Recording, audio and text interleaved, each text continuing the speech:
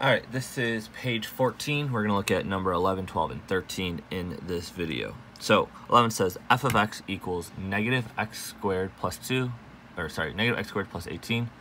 Is the function even, odd, or neither? Show your work to support. So to determine, algebraically, we are going to sub in negative x. So we're going to find, hey, f of negative x. If this equals f of x, it's even.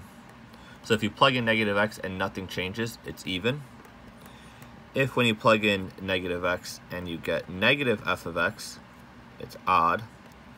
And if you get neither, then or if you get anything else, it's neither. Okay? So let's go ahead and try this out. So we're going to start by just subbing in negative x for f of x.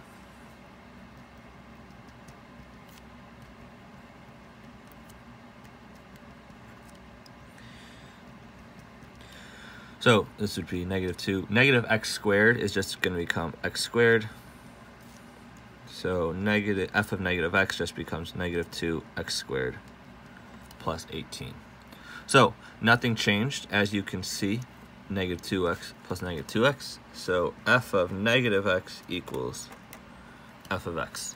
So it is an even function. All right. Moving on to 12, it says name the domain.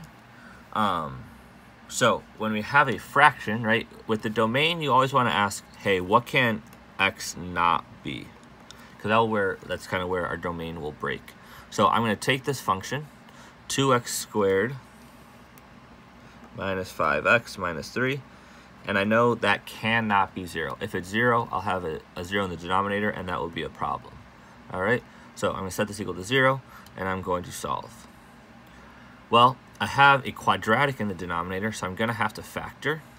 I'm going to factor, this is 2x and x, 3 and 1, negative and a positive.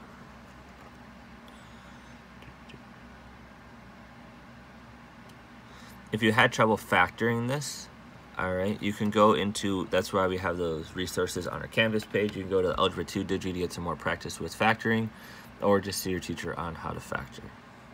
All right. So then, I don't want, these are being multiplied together, so I'm going to use that zero product property and say, hey, 2x plus 1 cannot equal 0, and x minus 3 cannot be 0. So 2x cannot be negative 1, so x cannot be negative 1/2, or x cannot be positive 3. So my domain, I'm going to use set notation here, it's a little bit easier. And so it's x such that x does not equal negative 1/2, or 3. That is my domain. Right. And lastly, for number 13, it says simplify negative n squared plus n over n cubed. They're saying, hey, let's, instead of have n, we're going to find it for negative 3z. So I'm going to substitute in negative 3z. And remember, when I sub anything in, I always just put in parentheses so I don't drop a negative anywhere. So negative 3z squared is going to become 9z squared plus negative 3z.